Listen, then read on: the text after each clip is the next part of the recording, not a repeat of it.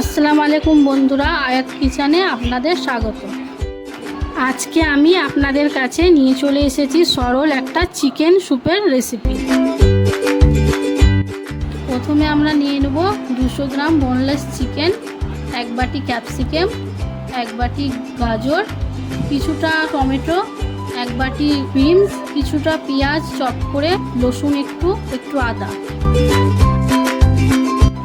Pressure কুকারের মধ্যে 4 cup জল, চিকেন, সমগ্র সবজিগুলি দিয়ে দেব, কিছুটা পেঁয়াজ, আদা, রসুন চপ করে কিছুটা দিয়ে দেব, লবণ, 1 চামচ বাটার দিয়ে দেব, সিদ্ধ করে নেব।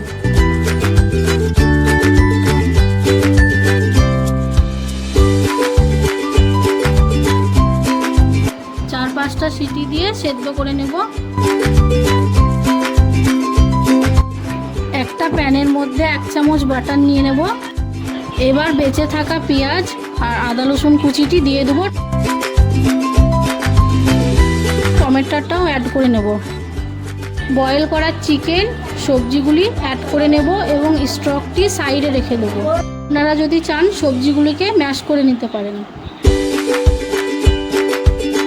সাইডে রাখা স্টকটি অ্যাড করে নেব। 3 মিনিট বয়েল করে নেব। 2 চামচ কর্নফ্লাওয়ারকে স্বাদ অনুসারে লবণ জলের সাথে মিক্স করে অ্যাড করে নেব।